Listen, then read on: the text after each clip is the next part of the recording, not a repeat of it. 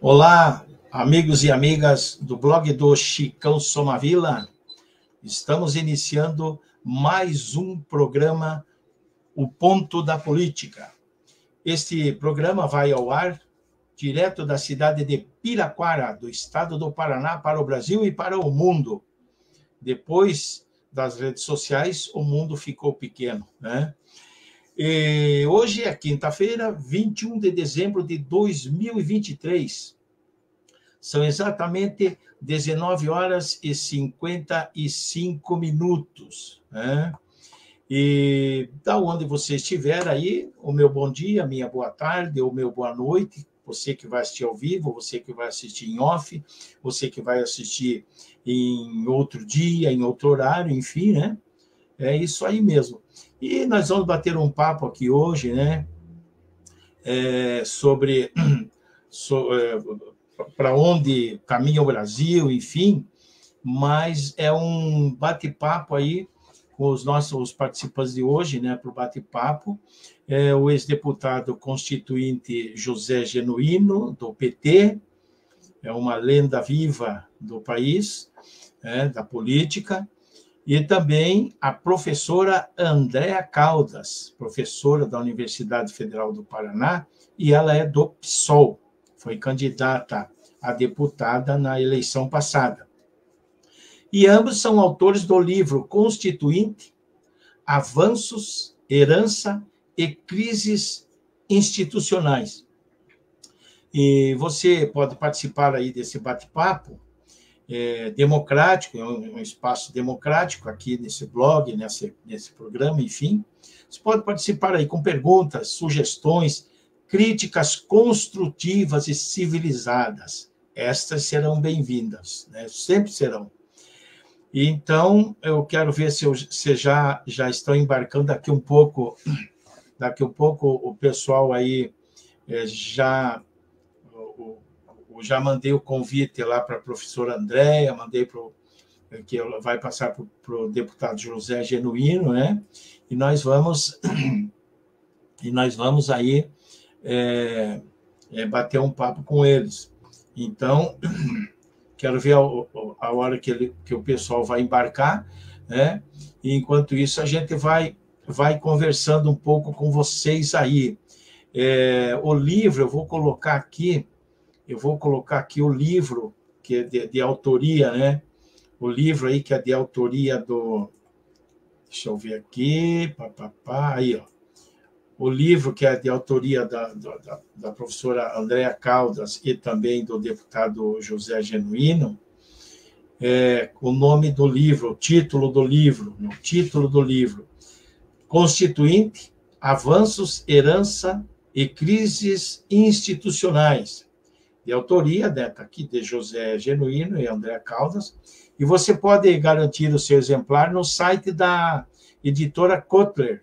Tá aí, eu vou ver se eu consigo colocar na minha página, na minha página aqui, para que você possa acessar com mais facilidade aqueles que estejam interessados, né, em participar. Deixa eu ver aqui como é que está se já foi para o ar, se o programa já está no ar, está aqui, e eu vou colocar aqui o endereço, ó, aqui a Constituinte, enfim, né?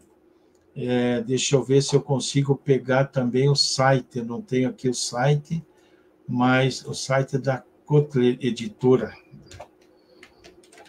Kotler Editora. Se não for esse da Kotler Editora, legal? Pois eu vejo se eu consigo o site aí tá aqui, o deputado José Genuíno. Deputado José Genuíno, ex-deputado, tudo bem aí? Tudo bem, Chicão, estou à disposição, estou entrando agora. Um abraço para você. Legal. Eu vou trazer a professora Andréa Caldas aqui também. Tudo bem, professora Andréa Caldas? Tudo legal? Tudo bem aí? O som está me ouvindo? Agora sim. A Andréa está sem som. Boa noite, André. Tudo bem? Tem que ativar tá me ouvindo? Oh, legal. Agora, só eu achei as fotos do lançamento muito bonitas, viu? Ficou, né? Muito legais, ficaram boas, legal, né? boas. E eu coloquei aqui, ó, eu coloquei aqui que é o livro Avanços, Herança e Crise e tal. Eu apresentei já na abertura, só que não consegui incluir como é que diz, o site da editora, né? Uhum. Mas daí a gente vê aí durante o programa aí o que dá para a gente fazer. Deixa eu ver aqui. Chicão, assim, eu sei que o teu programa tem uma super audiência animada, mas se a gente conseguir fazer, assim, eu estou com uma agenda familiar, assim, se a gente conseguir fazer sim. uma hora e meia, no máximo, para mim seria no máximo, realmente. Mas vamos lá, vamos começar então. Já fiz as apresentações aqui. Eu, né, já vou fazer.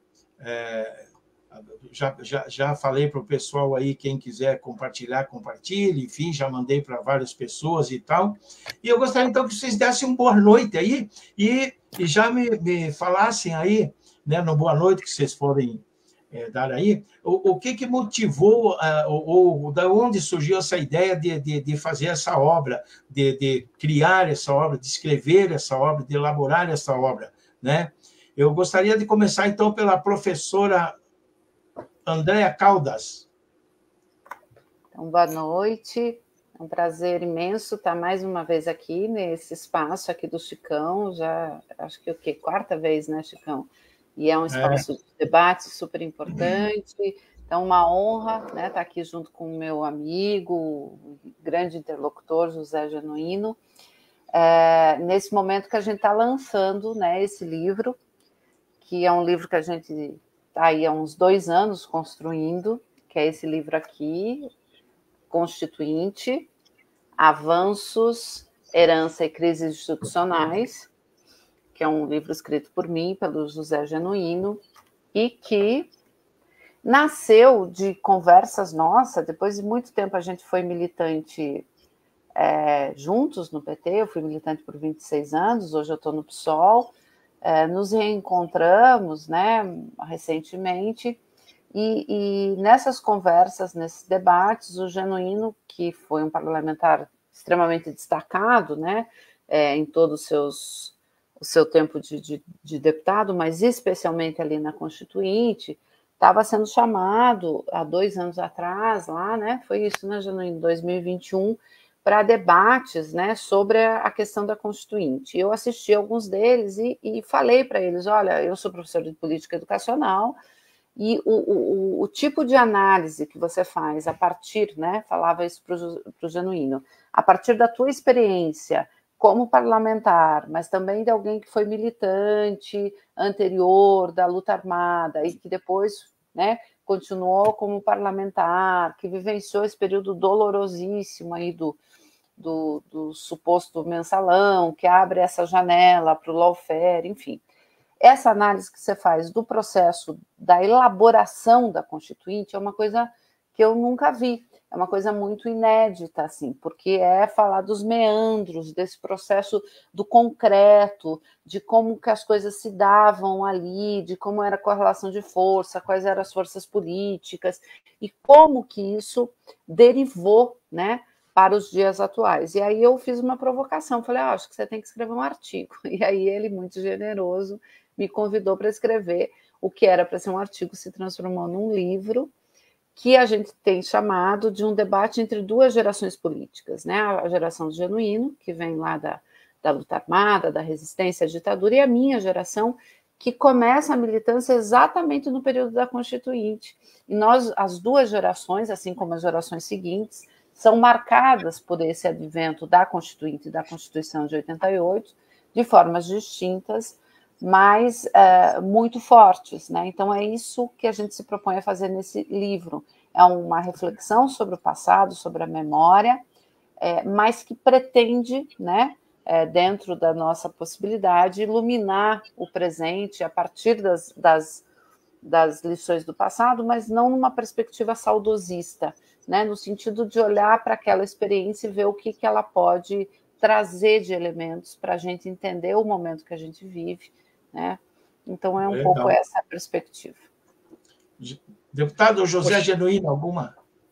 Olha, Chica, eu queria, em primeiro lugar, agradecer ao incentivo que a professora Andréa Caldas teve na elaboração desse livro, para que eu pudesse resgatar a memória do ponto de vista dos avanços, da herança, e, ao mesmo tempo, trazer esse debate para os dias atuais, principalmente considerando a mudança institucional com o golpe de 2016 e a nova bagunça institucional que o país foi mergulhado. E a gente fez muita discussão sobre esse tema.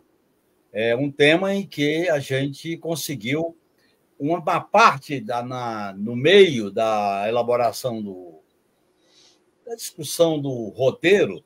Eu encontrei lá no interior do Ceará, com a minha irmã, uma separata que a gente fazia na época, toda uma luta na Constituinte. Essa separata tinha documentos originários que eu apresentava, posições que eu defendia, avaliações que eu fiz. E aí isso acabou sendo um anexo importante, porque traz da época o debate de temas que são atuais hoje.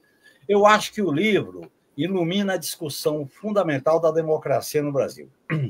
A democracia no Brasil, como dizem alguns, ela é meio um país de intervalos democráticos, ou como de outros fala que é mal entendido. Outros acham que a democracia não chega no chão da classe trabalhadora, no bairro, não chega na qualidade de vida. Ela se resume a uma formalidade política eleitoral. E esse tema está presente hoje de maneira forte, porque nós elegemos o Lula derrotando a extrema-direita, mas a reconstrução não está vindo com uma transformação econômica, social e política. Não está, né? Há uma certa acomodação no quadro institucional que veio do golpe de 2016. O próprio golpe de 2016 encerrou, amputou a Constituição de 88, além das 129 emendas. Eu acho que é a Constituição mais emendada na história das Constituições. E aí uma coisa que eu discuti muito com a Andréa foi exatamente colocar que a Constituição não é um pacto hermenêutico de juristas e de especialistas. A Constituição é produto de conflitos de classe, de posições políticas, de ruas, de paixões, de sentimentos, de reivindicações. E foi assim que a Constituinte, o processo constituinte, nasceu numa transição pactuada por cima, numa sequência de frustrações e num momento em que não existia uma maioria sólida na Constituinte. Não existia. Nem a esquerda, nem o centro, nem a direita. E é tanto que essa Constituição acabou sendo objeto de grandes e profundas emendas que amputaram a Constituição. E aí a gente debate, na conclusão política, a necessidade de recolocar o processo constituinte, não é a data, não é o ano, não é com esse Congresso aí, mas o processo de constituir novas instituições, de constituir novas relações da sociedade com o poder e a própria discussão dos poderes, que é muito atual hoje. O parlamento governa só com o bônus, não tem ônus. O poder judiciário é meio poder moderador. E o poder executivo, que é chefe de Estado e chefe de governo, está manietado por uma coisa muito simples, 54 bi de emendas impositivas. Isso não existe nem no parlamentarismo.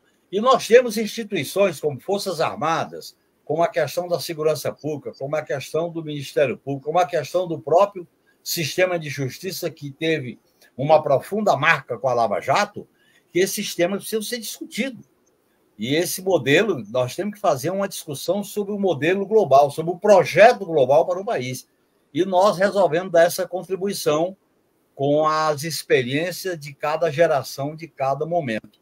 Eu quero só deixar claro que foram momentos importantes quando eu fui presidente do PT, antes, quando eu fui um dos dirigentes do PT no primeiro congresso, quando a gente teve contato pela primeira vez com a Andréa, então militante do PT, e quando eu tive na campanha do Vanhone, em 2014, como presidente do PT, e depois quando eu passei pela a encruzilhada do Mensalão sem provas. E eu sempre tive, por parte da Andréia, uma solidariedade muito grande nesse sentido. A elaboração desse livro é também uma produção que nos deu afinidade política, unidade política. Estamos em partidos diferentes, mas nós temos unidade política em muitos valores, em muitas considerações e na própria visão nossa da democracia, das instituições, das transformações que a crise impõe para a esquerda. É assim que a gente produziu esse trabalho. E, viu, André, eu já comecei a divulgar para algumas pessoas, as pessoas estão impressionadas, as que estão tendo acesso, né, com a qualidade da pesquisa que nós fizemos e da elaboração histórica, que isso foi muito a sua sistematização. Legal, deixa eu ler aqui algumas participações aqui, Luiz Antônio Fidalgo, Joaquim Correia, tem aqui algumas colocações aqui deles. Luiz Carlos Heleno, boa noite, Andréia, Genuíno e Chicão, bom debate. Luiz Antônio Fidalgo, boa noite, Chicão, boa noite aos convidados aí, a gente agradece muito a participação e a gente vamos andando aí, tem mais aqui, quero ver, o Valdacir José Romão também está participando, deixa eu ver aqui, então, dentro, claro, a liberdade de expressão, ela é prevista na Constituição, né? Mas, ao mesmo tempo, é um motivo de constantes pendengas judiciais aí, por conta do que se fala. Como que vocês avaliam essa rica e necessária liberdade de expressão nos dias atuais? Como que vocês veem isso? Eu já mando uma outra aqui, pergunta aqui do Luiz Carlos Heleno, uma questão tanto para André quanto para o Genuíno. Um dos instrumentos de negociação no equilíbrio institucional tem sido o embate pelo domínio do orçamento, muito legal. O orçamento tem avançado de forma ousada nesta direção. Quais reflexos desta realidade vocês veem nas eleições de 2024 e seguintes? Então, e o Valdecir José Romão aqui, que dá uma boa noite também. Eu posso começar, André? Sim. Olha, Chicão, eu participei intensamente do debate sobre a abolição da censura e a defesa da liberdade de expressão na Constituinte. E quando nós discutimos esse valor essencial da expressão democrática, do direito à informação, trabalhando com a ideia que a informação é um direito da cidadania, e a liberdade de expressão não pode ter censura prévia nem qualquer constrangimento, isso é, inclusive, um valor essencial que está na cláusula pétrea do artigo 5º da Constituição. Portanto, não se discute o mérito dessa questão. Agora, veja bem, o processo de disputa política, o processo democrático, o processo de confrontação democrática, ele envolve vamos dizer assim, uma relação conflituosa dos direitos, das garantias e das liberdades. Quer dizer, a liberdade não pode ser tolhida nem censurada. Portanto, a liberdade é ampla, geral e restrita. A liberdade para expressar, para dizer, para falar. Você não pode confundir isso com a liberdade para matar, com a liberdade para recomendar o preconceito, a liberdade para recomendar a eliminação das liberdades democráticas, a liberdade para atacar a dignidade da pessoa humana, porque a dignidade da pessoa humana é um valor fundante da Constituição, que está, inclusive, nos artigos principais, 1, 2, 3 e 4. Portanto, eu acho que é fundamental a gente garantir a liberdade de informação, a liberdade de comunicação, a liberdade de expressão. Isto não tem nada a ver com o que setores da extrema-direita usam, liberdade para fazer o que fizeram no 8 de janeiro. Aquilo ali não é, aquilo ali é um atentado contra a liberdade. Liberdade para pregar o preconceito racial, para pregar o feminicídio, para pregar golpes, isso não é liberdade. Portanto, a própria instituição da liberdade de expressão, ela guarda e preserva a sua existência enquanto um valor supremo que está na universalidade dos direitos e garantias. E esse debate, Chicão, nós fizemos na Constituinte, na Comissão de Direitos e Cidadania, que o relator era o José Carlos Bisol, o senador José Carlos Bisol. Foi um debate muito rico, tá certo? Eu até, nesse livro, coloco uma emenda que foi de minha autoria, de autoria da bancada do PT, que apresentou a ideia de pôr fim à censura, qualquer tipo de censura, qualquer tipo de autorização. Não pode existir autorização para se divulgar, para se falar, para se debater. Então, agora, evidentemente, aí tem uma questão que, no meu modo de entender, não foi adequadamente resolvida. A lei de imprensa foi revogada pelo Supremo Tribunal Federal adequadamente, porque ela não foi recepcionada pela Constituição. Agora, o que faltou? Qual é a lacuna? É que a liberdade é ampla, geral e restrita. Agora, quando a dignidade humana, quando a individualidade, quando a honra é atingida, tem que haver um processo de indenização, um processo de direito de resposta, um processo de reparação de danos. É só isso. Você não vai proibir, mas você garante um processo rápido de cautela, de defesa da honra, de defesa da individualidade de quem é atingido. E essa questão ainda não foi resolvida.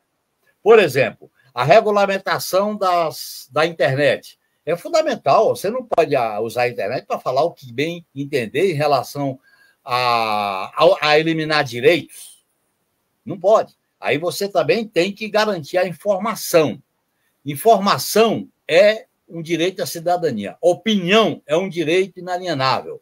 Expressar isso é um direito inalienável. Isso significa que você vai pregar golpe de Estado, vai pregar o fim das próprias liberdades democráticas. Então, esse foi o debate que nós fizemos na Constituinte. E eu reconheço que há duas lacunas da regulamentação, que é a questão do direito de resposta e de danos materiais e morais, e a regulamentação dessa nova área de comunicação que é a internet, ou que outros falam das fake news. Perfeito. Professor André, alguma colocação nessa? Não, eu queria considerar, que acho que aí a gente entra depois na outra questão, que é um outro tema também bastante denso aí, que é essa questão do orçamento, mas eu acho que é importante a gente tratar dessa questão da regulamentação antes de entrar na discussão do orçamento, e da liberdade, né, que, como o Genuíno colocou, tem sido distorcida por esses setores da ultradireita, e que são extremamente contraditórios, porque eles pregam uma liberdade absoluta em alguns casos, por outro lado, são os mesmos que acham que o Estado, através da legislação, tem que proibir, por exemplo, o casamento homoafetivo. Então, para algumas coisas, eles não querem liberdade, né? Então, assim, é um discurso muito hipócrita, na verdade. O Genuíno já colocou, eu só queria reforçar um dado, acho que liberdade de expressão é um princípio defendido constitucionalmente, né? Não dá para confundir isso com regulação da mídia, porque eles, de modo geral também, os setores, não só conservadores, mas liberais, eles propositalmente misturam essas duas questões, não é a mesma coisa, né? Quando a gente fala em regular a mídia e agora regular, né, as redes sociais, a gente está falando de uma regulação econômica, né? Portanto, não existe liberdade quando existe monopólio da comunicação, né? As mesmas redes sociais que estão se colocando aí contra qualquer tipo de regulação, elas mesmas fazem a sua regulação, nós sabemos disso. Nós sabemos que o Facebook, o Twitter, né, seja pela lógica dos algoritmos, seja pela censura que eles exercem sobre os seus usuários, eles fazem a regulação. Portanto, não é que eles são contra a regulação, eles são contra a regulação social, mas eles fazem a sua própria regulação, né? Eles criaram uma forma autocrática onde eles decidem quem pode ver o quê, que conteúdo pode ser difundido, quantos já não tiveram aqui censurados os seus conteúdos? E quem está censurando isso não é o governo, quem está censurando isso são os detentores do poder econômico das redes sociais e da mídia corporativa. Né? E aí, para finalizar nesse ponto, né, porque o Genuíno já explanou muito bem, acho que tem um princípio, né, que a gente trata como militante, eu como professora de política educacional também. A democracia, ela vai defender a liberdade, mas ela tem que ter, e isso é o princípio da democracia moderna, ela tem que ter mecanismos de autopreservação. Por isso que nós temos uma Constituição. Ou seja, a democracia, ela tem um limite, ela não é absoluta, porque nós estamos numa sociedade de classes, uma sociedade de disputa. E qual é o limite? O limite é exatamente o atentado à própria democracia. Por isso que, inclusive, não é crime a apologia à tortura, é crime a apologia, né, à homofobia, que atenta contra a vida de outras pessoas. É crime, né, atentar contra a própria democracia. Isso não é falta de liberdade. Pode parecer que é, mas não é. Né? Dentro da área da educação, por exemplo, isso é muito, vou puxar minha sardinha aqui, muitas pessoas falam assim, não, mas que absurdo, que os pais são obrigados a matricular. Sim, porque a educação é um direito, mas é também um dever. Então, é esta relação. A democracia é um direito, mas ela também é um dever. Nós, como cidadãos, temos o direito de vivenciar a democracia, mas temos o dever de preservá-la. Então, eu acho que essa tensão tem que ser colocada. A liberdade vai até onde? Não é até onde começa do outro, não. A liberdade vai até onde você atenta contra a própria democracia. Né? Porque nenhum regime democrático se sustentaria se ele não tivesse salvaguardas próprias, né? Para se proteger. Então, é mais isso. André, eu queria só acrescentar que na democracia o dever e os direitos e as prerrogativas se equilibram de maneira permanente e dinâmica.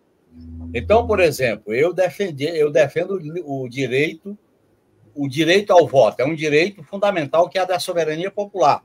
Agora, esse direito também implica num dever, que é o cidadão acompanhar os negócios políticos da cidade, do país. Eu acho que isso é muito importante. Chicão, sobre o orçamento, eu queria situar a seguinte informação. Você sabe que foi a partir da Constituinte que o orçamento passou a ser feito pelo Congresso. Porque antes o orçamento não era feito pelo Congresso. O Congresso, na época da ditadura, só aprovava o orçamento. Agora, olha bem, o Congresso conquistou o direito de elaborar o orçamento.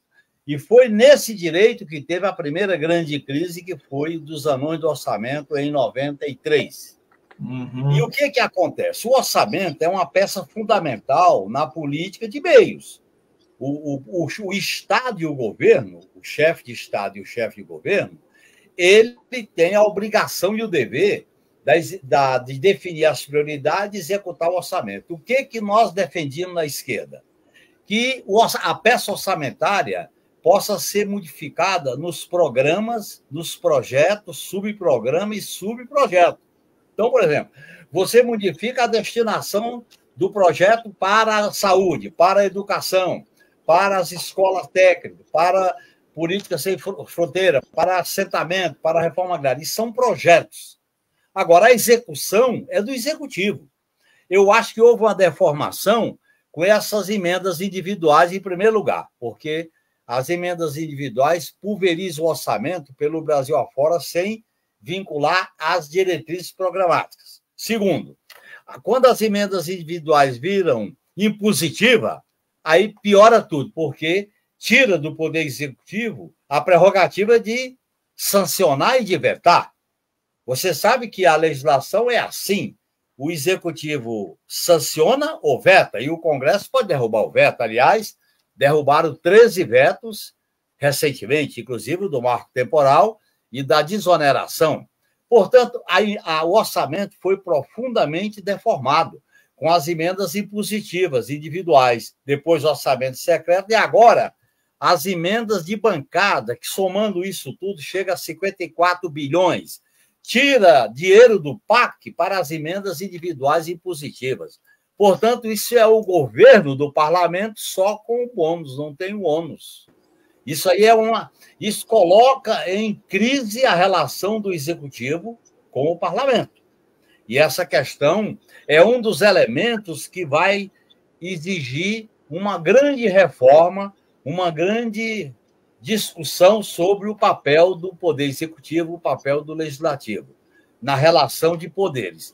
E você colocou muito bem, o orçamento ele foi a peça central na democracia parlamentar, quando começou a surgir na Europa, que era o parlamento poder elaborar o orçamento. A bandeira da Revolução Gloriosa na Inglaterra, né, no século XVII, a bandeira da Revolução Francesa, as revoluções burguesas tinham botar no parlamento a prerrogativa de fazer o orçamento. Agora, a prerrogativa de elaborar o orçamento não é executar o orçamento. Quem executa o orçamento é o Poder Executivo.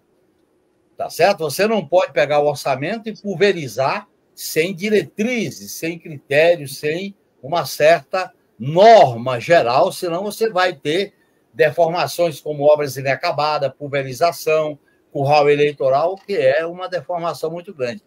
E essa deformação, Chicão, para terminar, ela se agrava quando você tem um sistema eleitoral que o voto é uninominal e o peso do eleitor para deputado é bem diferente do peso do eleitor para presidente da República, porque nós temos a herança do pacote de abril do Geisel. Nenhum estado pode ter menos do que 8 e nenhum estado pode ter mais do que 70. E a recalculação do peso das bancadas na Câmara, até hoje, está pendente de decisão do Supremo Tribunal Federal. Tem que haver um novo cálculo da relação das vagas com o número de eleitores. Portanto, essa é uma questão muito importante que se imbrica com a questão do orçamento, principalmente a partir do Eduardo Cunha, que virou orçamento impositivo e com emendas individuais, agora é emenda de bancada. Isso dá um poder muito grande ao relator, ao presidente da Câmara e a quem vai determinar no parlamento, que hoje é principalmente o Arthur Lira, o acordo com as emendas parlamentares.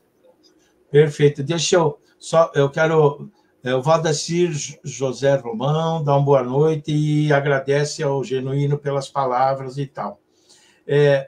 Professor André, eu vou fazer uma pergunta específica também aqui. É o seguinte,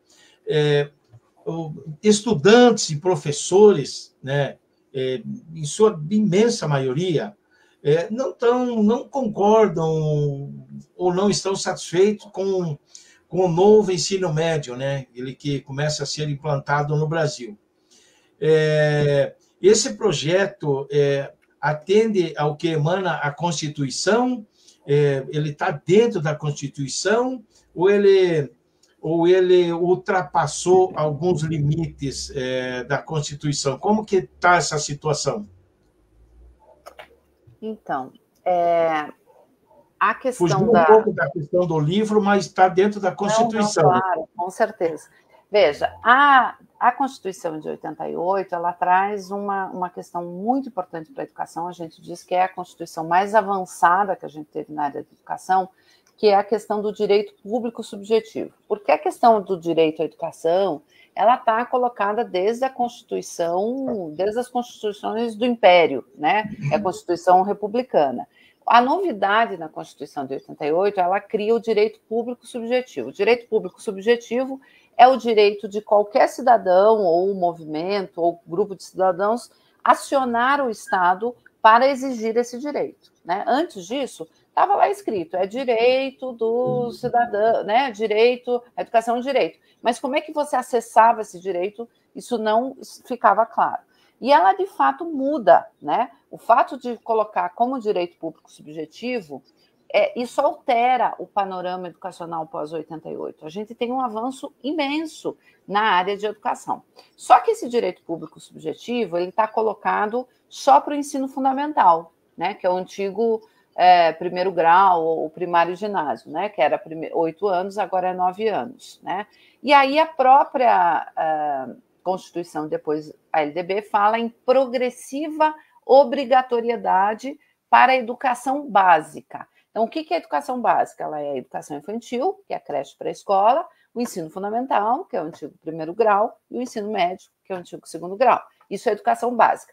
O que é obrigatório? Só o ensino fundamental de 9 anos e a educação de jovens e adultos no ensino fundamental, e com a recente emenda constitucional dos 4 aos 17 anos. O ensino médio não é obrigatório, ou seja, eu não posso peticionar o Estado para necessariamente obrigar a ofertar a vaga como acontece no ensino fundamental, a não ser para os alunos de 17 anos. Mas está colocado na Constituição a progressiva obrigatoriedade, a progressiva universalização. Por quê?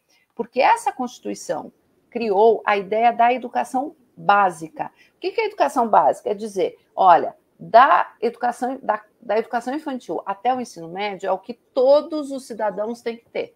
Depois que terminar o ensino médio, aí a pessoa vai escolher se ela vai continuar fazendo um curso técnico ou se ela vai para a educação superior, mas minimamente essa sociedade tem que garantir a educação básica, né?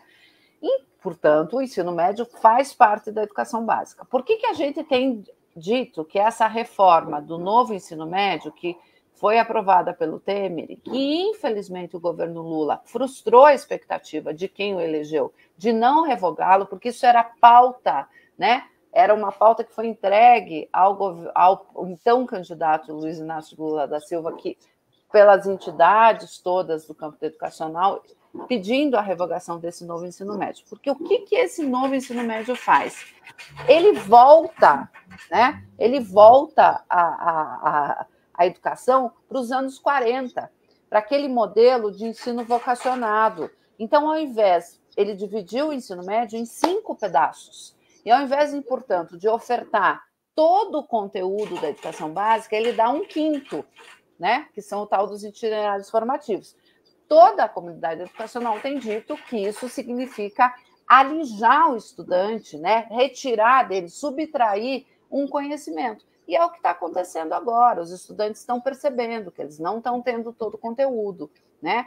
Já começou a mostrar que os estudantes que foram fazer o Enem e que já passaram por esse novo ensino médio não conseguiram responder à prova do Enem, porque eles não tiveram todo o conteúdo, né? Isso porque está só no 2º ano de implantação, né? Então, sim, né? Respondendo a sua pergunta, sim, né? Ele atenta contra essa ideia da educação, de dizer que o ensino médio é a educação básica. Se é básico, ele tem que garantir o básico, todo o conteúdo básico, né? A especialização deve acontecer após o ensino médio, seja num curso técnico complementar, o curso técnico tem que ser um a mais, ele não pode ser um a menos. Além de tudo, português, matemática, história, aí a pessoa se especializa na parte técnica ou na educação superior.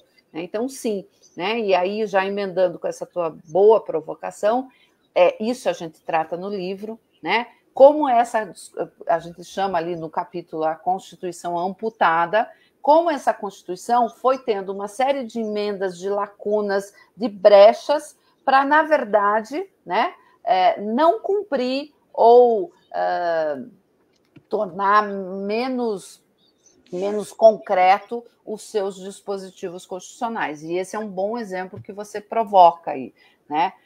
Como outro exemplo clássico é o teto de gastos. Na verdade, o teto de gastos frontalmente afronta, né, o princípio, por exemplo, do mínimo constitucional para a educação que a gente garantiu na Constituição de 88.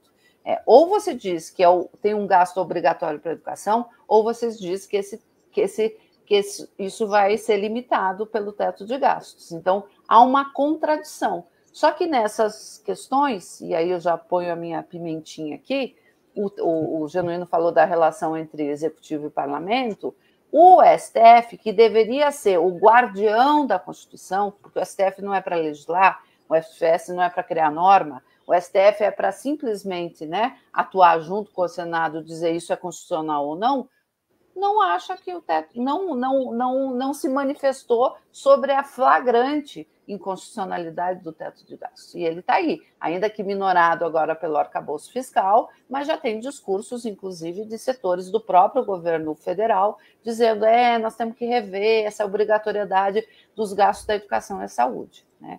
Então, isso é uma coisa que a gente trata aqui no nosso livro, do processo histórico, como é que isso foi construído, mas também o pós-promulgação da Constituição, que o Genuíno já falou, de como essa Constituição foi sendo retalhada ao ponto, né, isso é uma expressão do Genuíno, de hoje a gente tem uma Constituição descarnada, né? Ela tá quase que um esqueleto só. Eu queria só lembrar, Chicão, nessa intervenção da Andréia, lembrar 4 nomes que marcaram a história da educação no Brasil. Florestan Fernandes foi constituinte e foi uma peça muito importante no capítulo da educação. Darcy Ribeiro foi muito importante como vice-governador do Rio de Janeiro. Anísio Teixeira, Paulo Freire, para citar esses nomes que marcaram a educação pública, a educação de qualidade, a educação democrática. E eu acho que a esquerda, quando chega ao governo, ela tem um dever intransferível de ter um projeto para a educação pública de qualidade universal, e não essas mediações feitas com influência das fundações privadas. Perfeito, deixa eu ler aqui, Valdacir José Romão. Perfeito, Andréa. O novo ensino médio precariza ainda mais o ensino, exclui de forma brutal. Por exemplo, história, os alunos não terão no terceiro ano, só exemplificando, né? Não terão no terceiro ano. Deixa eu ver aqui, eu fazer um apelo aqui para os nossos amigos, né? Quem puder se inscrever em meu canal no YouTube, eu estou lá como TV, o Ponto da Política, legal? E se vocês puderem compartilhar essa live agora, quem estiver assistindo ao vivo, ou depois, quando eu subir para o YouTube, para o LinkedIn, para o Twitter e tal, também, por favor, que daí bomba bastante, tá legal? Então, a gente pede aí para vocês, se puderem. E também, quem quiser adquirir o livro Constituinte, Avanços, Herança e Crises Institucionais, de autoria dessas 2 feras aí que eu estou entrevistando, tem que entrar, pegar aqui o site da editora Kotler Editorial, né? Eu vou acertar ali depois o Kotler Editorial, que pode pegar o site, enfim, e entrar em contato, né? Genuíno, uma pergunta assim específica, depois eu vou pedir alguma coisa do Flávio Dino ali, para vocês dois, claro, mas pelo que vocês comentaram agora sobre o esqueleto, etc., que virou a Constituição, nós poderíamos dizer que ou as instituições, incluindo aí, claro, o Congresso Nacional e outros, sequestraram a Constituição? Olha, Chicão, a Constituição de 88 ela foi um impacto doloroso no quadro de uma crise nacional marcada pela derrota das diretas, pelo fracasso do Plano Cruzado e pela ascensão, a morte do Tancredo e a ascensão do Sarney. Essa crise ela produziu uma espécie de equilíbrio de forças da Constituinte. Ninguém teve maioria para hegemonizar. E é claro que aconteceu depois da promulgação, primeiro que a Constituição foi promulgada já sob o signo da governabilidade, porque parte da classe dominante dizia que o país ficou ingovernável, que é uma visão equivocada, porque direitos e garantias não colocam o país na ingovernabilidade. Esse discurso foi um discurso marcado pelas emendas constitucionais. As emendas do Fernando Henrique Cardoso mexeu no coração. Propriedade do subsolo, conceito de empresa brasileira, a questão do petróleo, a questão da satelital, a questão do espaço aéreo, a questão dos minérios nobres, como a concessão para a pesquisa, para a lavra, no caso aí, estão tentando até no caso do urânio. Então, veja bem, a Constituição ela foi adulterada de maneira profunda com as emendas da ordem econômica. Veio um segundo momento grave, que foi o golpe de 2016. Porque quando você tem um golpe sem crime de responsabilidade, é um cavalo de pau. Esse cavalo de pau colocou uma anarquia institucional no país. Teve como pano de fundo a Lava Jato, o Mensalão, a Lava Jato, e a criminalização da política. A figura dessa extrema-direita que veio à tona, ela não nasceu no céu azul. Ela foi incubada dentro do neoliberalismo. O neoliberalismo acaba com o direito, com a esperança, com a solidariedade, aí vem o quê? O ódio, a morte, a arma, o fundamentalismo, o preconceito, e campeia no Brasil, nos Estados Unidos, daí a Argentina, por aí afora, a Itália, etc. Então, eu entendo que esse problema que aconteceu no Brasil em 2016 é grave, porque o país não se consertou ainda. Olha a intentona golpista do 8 de janeiro. E os processos atingem agora só o Haddad de baixo, o Haddad de cima está preservado. E a CPI da Covid, vamos recolocar as conclusões dela para punir os responsáveis por 700 mil mortes? E a questão dos atos golpistas do 8 de janeiro, que a CPMI colocou corretamente um bom relatório. São temas, Chicão, que a institucionalidade tem que dar conta. Agora vem o casuísmo do semipresidencialismo, aí vem o casuísmo do Congresso querer governar só com bônus, não tem ônus. Aí vem o esvaziamento do poder executivo. Quer dizer, no meu modo de entender, essa institucionalidade está, vamos dizer assim, é uma institucionalidade de baixa intensidade. E eu acho que não dá conta das demandas. Por isso que nós discutimos esse processo constituinte à luz das lições de 87 e 88, que eu acho que é muito importante esse debate com temas que foram discutidos na época e são atuais hoje. Eu, inclusive, na parte final do livro, nós transcrevemos posições e emendas que foram apresentadas em 87 e 88, que são atuais até hoje. Então, olhem bem, na minha avaliação, o Brasil, para discutir o futuro do Brasil, esse é o título do nosso programa, do Ponto da Política, para onde caminhamos? Nós temos que caminhar para uma radicalização da democracia, vincular a democracia com a política de direitos, fundamentá-la na soberania popular, a democracia como base para a soberania nacional. A democracia se viabiliza não fazendo paliativo no modelo neoliberal, porque o neoliberalismo transformou a democracia liberal em disfuncional. Então, nós temos que colocar carne, colocar conteúdo, quando se discute direitos coletivos, direitos individuais, soberania popular. E a questão, por exemplo, de buscar uma alternativa radicalmente democrática ao capitalismo. Eu, como militante socialista, nós terminamos o livro colocando a nossa condição de militante de esquerda socialista, que advogamos uma outra ordem para o Brasil e para a humanidade, que está vivendo uma crise profunda da superacumulação, da transição energética, alimentar, ambiental, e olha aí o que está acontecendo com o risco de guerra. Então, é necessário, nesse momento de crise, não é falar que somos todos iguais, não é falar que somos o único país, o único povo. Nós somos uma única nação com várias vertentes, com várias posições. Mas nós temos que fazer o debate e não ter medo da polarização democrática. A polarização democrática faz bem. O que não faz bem é a polarização guerreira, preconceituosa, da morte, da arma, da violência e do preconceito. Legal, legal, legal. Respeitando aí o horário de vocês, eu tenho apenas 3 perguntas mais, tá?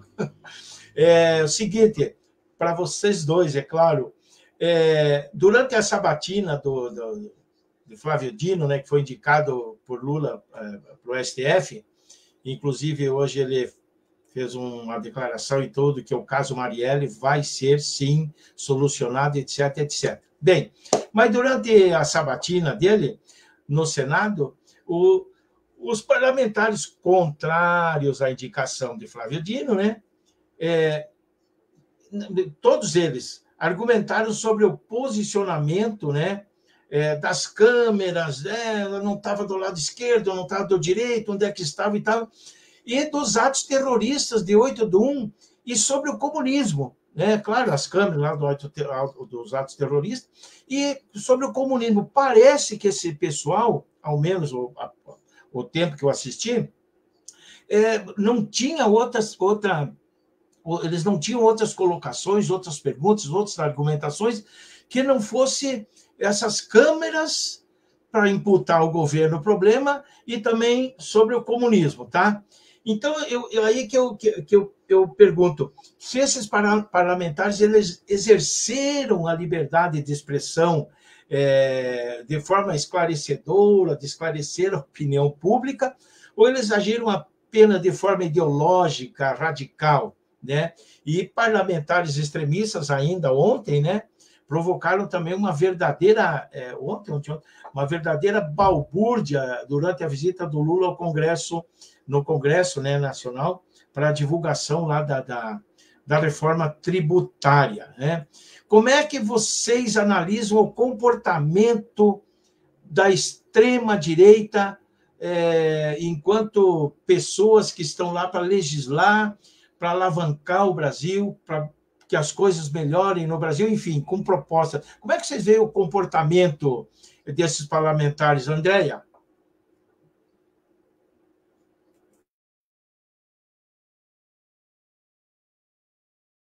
Eu vou levantar aqui para o Genuíno cortar, né? Porque a gente falava muito acho que agora é o teu microfone que está desligado, Chicão. A gente falava muito, né? E acho que todo mundo comenta isso, e o livro relata um pouquinho disso. Da diferença, por exemplo, desse embate ideológico. Sim, existia um embate ideológico claro dentro da Constituinte e o que acontece hoje, né? Então eu vou deixar isso para o Genuíno comentar aí, né? O tipo de relação que se tinha com a direita, entre a esquerda e a direita, mesmo a direita mais, né? Era, claro, sempre teve lá os setores remanescentes, por exemplo, da ditadura e tal, mas o tipo de debate, né, que havia no parlamento era muito mais um debate mesmo, né, mais civilizado, né, e o civilizado aqui no sentido, né, dessa expressão da polis, né, dessa relação da política como uma relação de debate, de racionalidade, de respeito.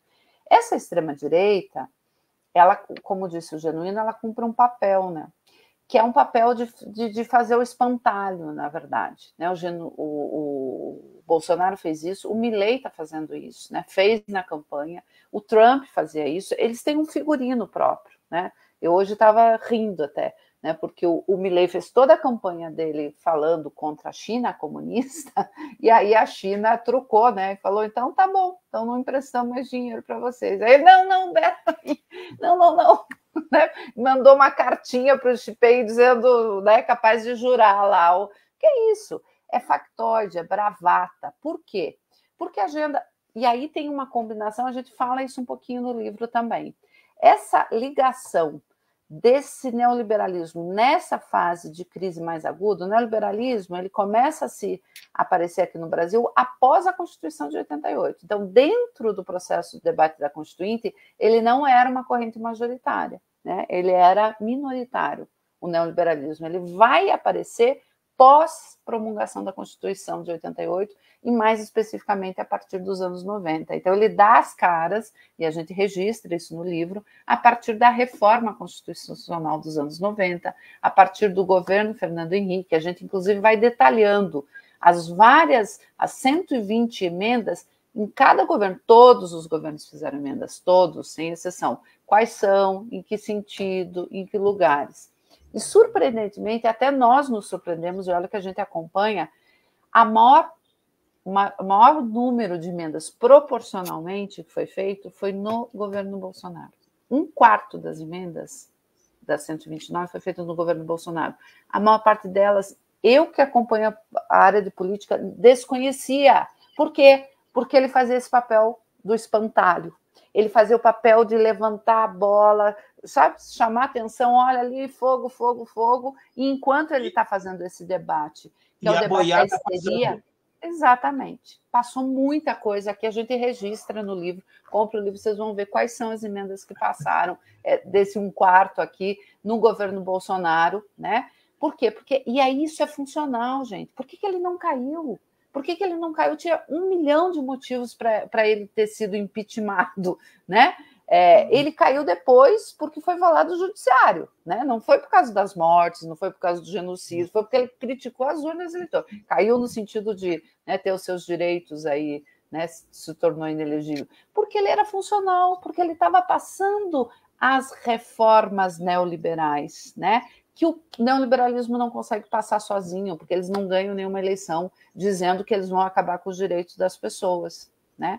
Então, tem essa funcionalidade. Então, assim, vou deixar o Genuíno complementar, mas eu percebi ali, e eu concordo com você, eu também acompanhei uma parte dessa questão do Dino, era irritante, porque, na verdade, eles não colocavam nenhuma questão relevante, né? Era criar um factoide, ou dizer que ele tinha uma posição política. Ora, a indicação no STF é política. Se ela não fosse política, ela não era indicada pelo Congresso, pelo presidente e chancelado pelo Congresso. Se é para ser uma indicação técnica, é concurso. Não tem indicação que sai do Executivo e do Parlamento que não seja política. Então, dizer que não tem que ser um técnico, não é. Claro que a pessoa tem que ter competência técnica, mas óbvio que a educação é sempre política, né?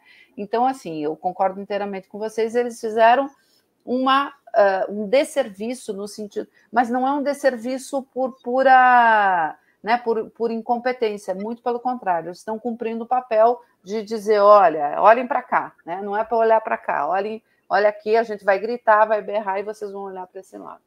Legal. Só deixa eu ver algumas participações, por favor, só quero ver aqui o Emanuel Porto está conosco aqui também, eu só quero ler algumas aqui para mim não perder colocar rápido aqui. Valdecir Romão, a esquerda sai fortalecida com a criação das federações partidárias? Como pensar isso? Aí o Luiz Carlos Heleno, o Estado de Direito, ainda que agredido em todos os seus fundamentos, freou a ânsia dos golpistas? E ainda ele repete, debate primoroso, parabéns Chicão, Andréia e Genuíno. E o Ângelo Estroparo, que é o presidente do PCdoB aqui de Piraquara, dá uma boa noite para a gente aí. Né? Boa noite, Chicão, André Genuíno, acompanhando atento aqui. Excelente debate. Abraços. É isso aí.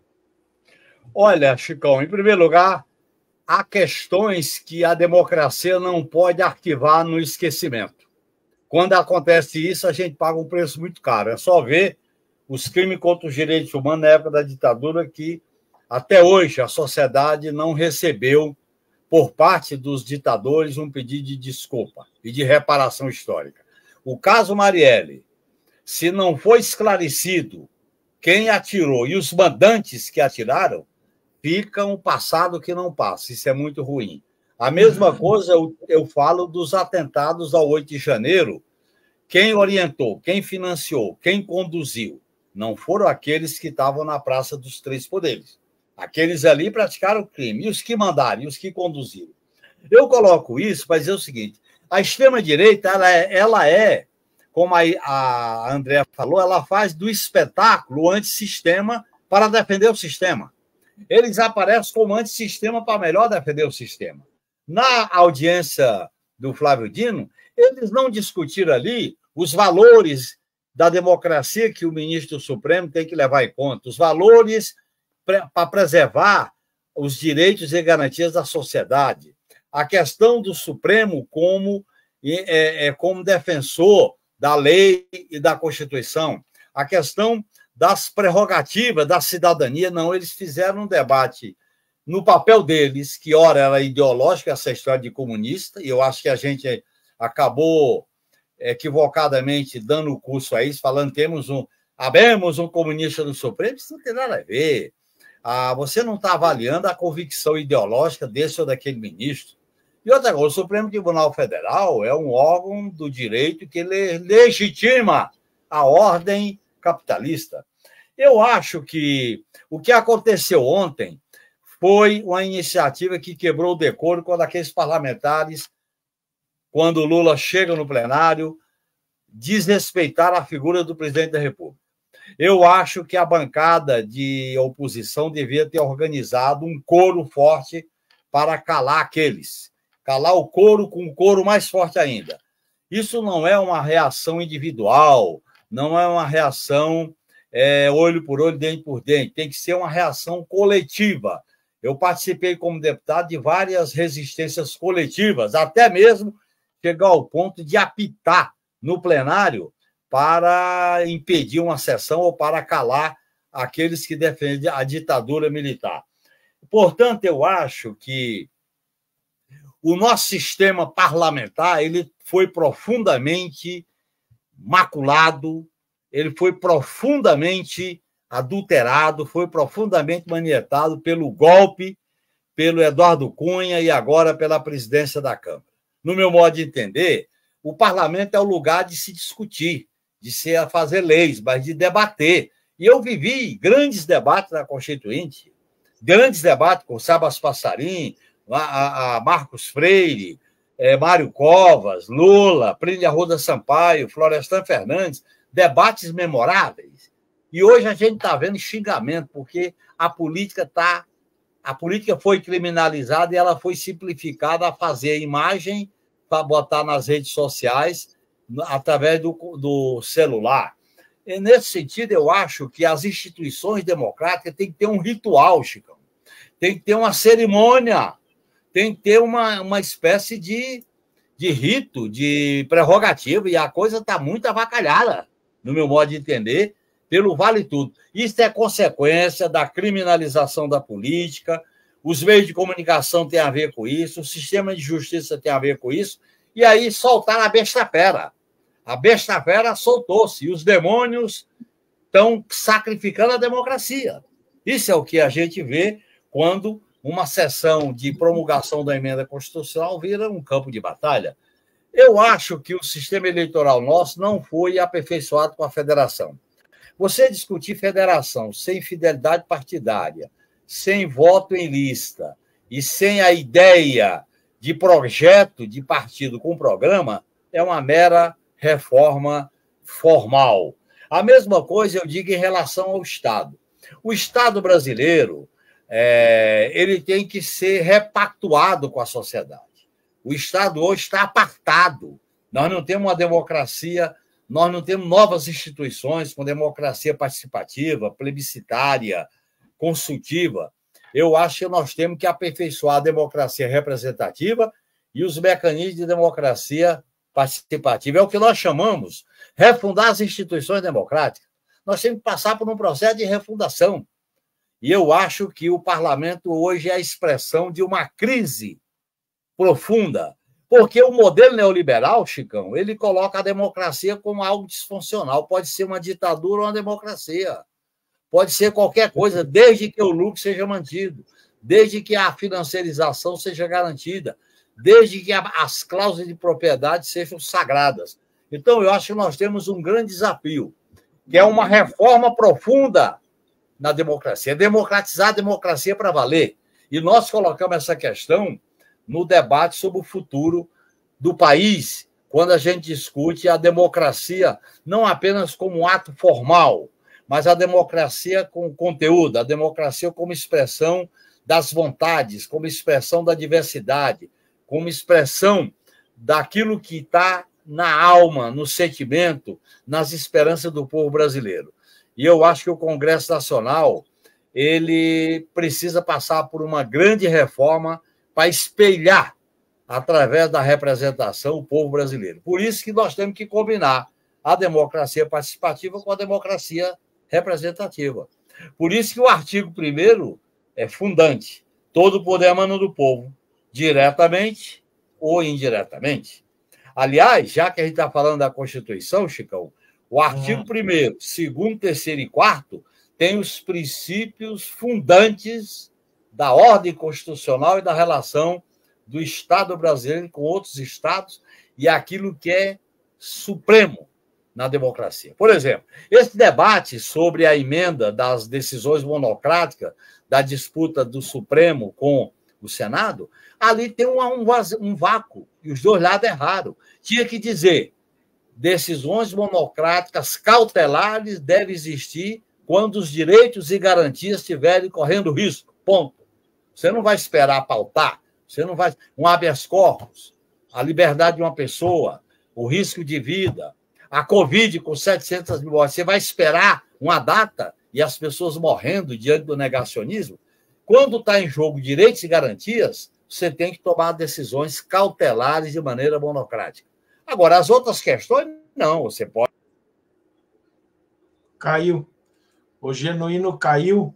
Enquanto isso, eu vou colocar aqui, ó, José Pires, um jornalista investigativo aqui de Piraquara, grande Chicão, excelente live, né?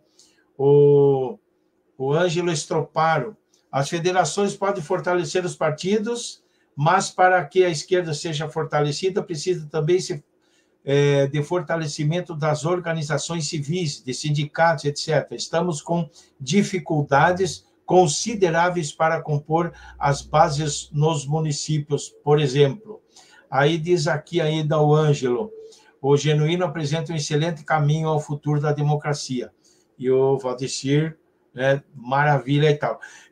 O Genuíno caiu, e eu tinha a última pergunta aqui, é claro, se quer fazer alguma outra consideração para essa, ou eu posso pedir aqui sobre a situação da comunicação do governo Lula. Voltou o Genuíno aí.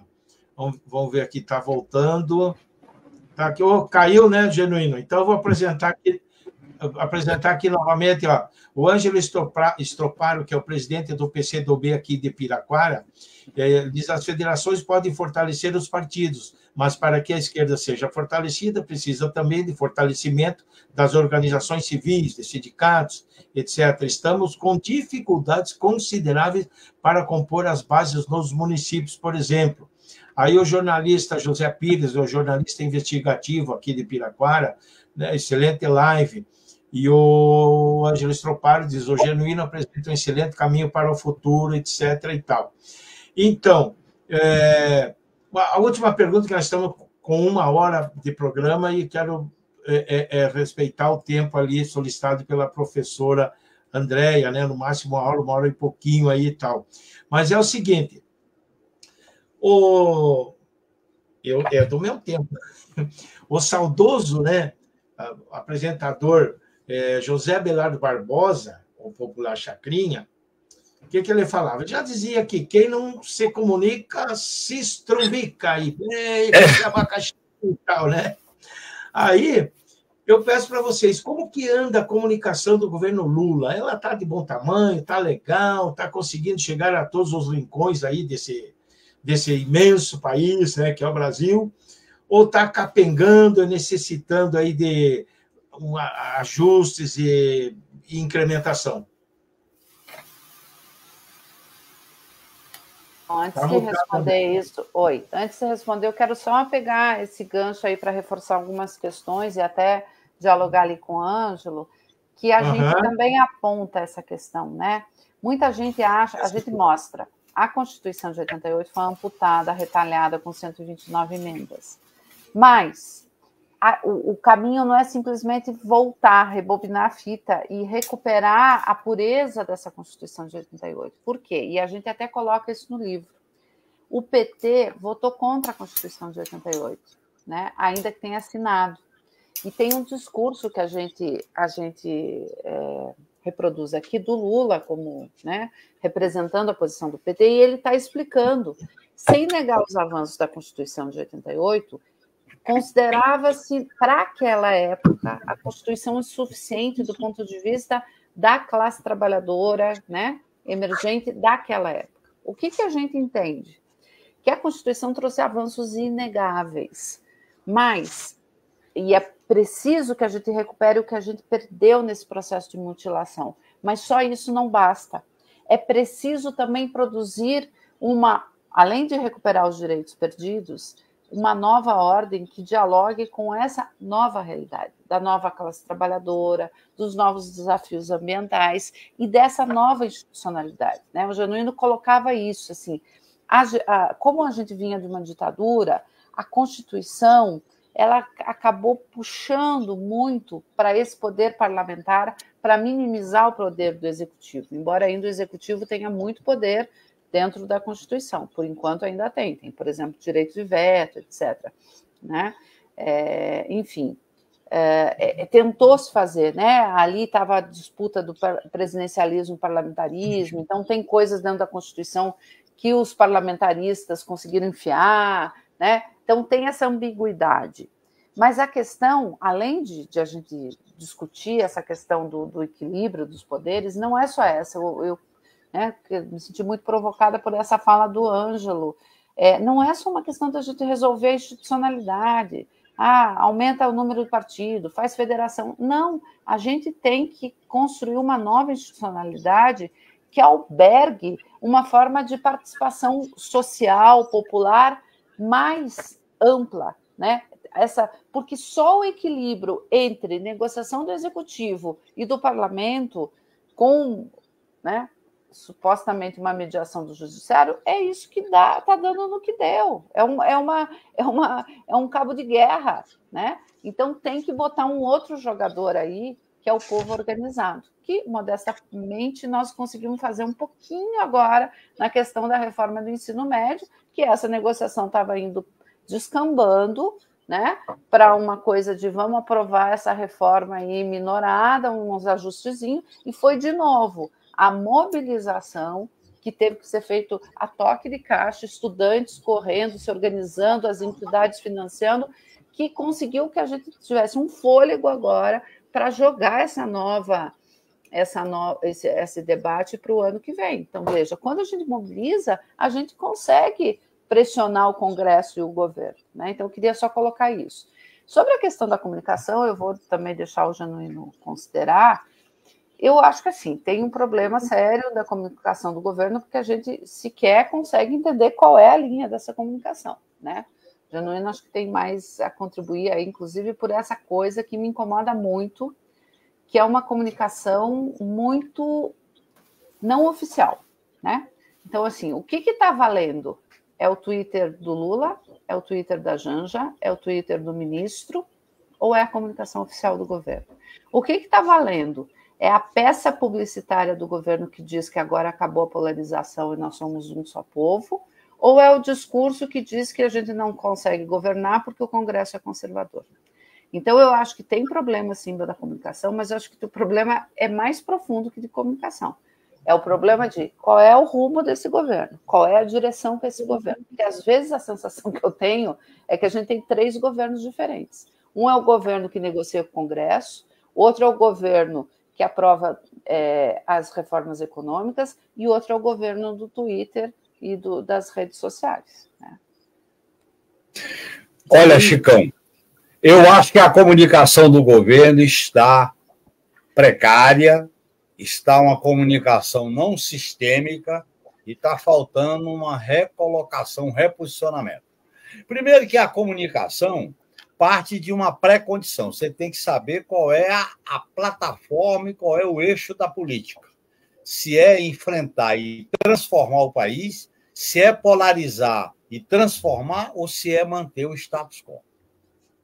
Nós não podemos simplesmente recuperar as instituições do golpe de 2016. Nós temos que transformar essas instituições através de um programa, de uma tática política. Aí eu acho que a comunicação ela está falha. Primeiro, você tem o Lula como um comunicador. Segundo, você tem a SECOM. Terceiro, você tem os partidos. Quarto, você tem as lideranças. Tem uma questão que tem que ser o assunto da semana, então vamos bater naquela tecla. Tem a questão, por exemplo, da reforma, tem a questão da repatriação dos brasileiros da faixa de Gaza, tem o problema da seca na Amazônia. Todo o governo bate naquela mesma direção. Está faltando uma comunicação mais militante, mais sistêmica. Eu acho que o governo, o Lula, ele cresce a comunicação quando ele é questionado. Eu não gosto daquele formato da conversa com o Lula às terças-feiras. Eu acho que o Lula cresce quando ele vai para a entrevista, ou seja com os blogs, ou seja com a mídia aberta, e ele é questionado, ele cresce. O Lula sempre cresce quando ele é questionado. Eu acho que a bandeira da democratização da comunicação, parece que o meu partido deixou de lado, ela tem que retomar essa bandeira. É democratizar o acesso à informação. A informação é um direito da cidadania. Você regulamenta o meio e não o conteúdo da informação. O conteúdo da informação é livre, que as 100 flores desabrochem. nem é propriedade do Estado, nem do mercado. É propriedade da cidadania. O que você tem que regulamentar é a exploração econômica, seja via plataformas na internet, seja via TV aberta, jornal, rádio, etc. Você tem que regulamentar a atividade empresarial, não a informação, não o debate, não a discussão. E eu acho que está faltando uma política mais clara, no meu modo de entender. Eu aprendi muito, Chicão, com isso, porque eu tinha muitas ilusões na mídia aberta, na grande mídia, quando eu era deputado federal e quando fui presidente do PT. Eu aprendi com a própria carne os erros de ter ilusão nessa mídia. A mídia é o partido da ordem. Você vê o jornalismo econômico, você vê as orientações, é aquilo que o Brizola uma vez disse, são os eunucos do imperialismo e do capitalismo. Então, eu acho que é necessário o governo fazer um reajuste na comunicação. Eu lamento que o Ministério das Comunicações, não a SECOM, esteja com um parlamentar da União Brasil, acho que não devia ter sido outro ministério, não esse. Eu acho que tem toda uma discussão sobre a democratização do acesso à comunicação, das plataformas. Eu acho que o Brasil tem que enfrentar esse problema de ter um nível de autonomia em plataforma. Nós não podemos, no mundo de hoje, estar achando que são as plataformas norte-americanas que vão garantir a informação às pessoas.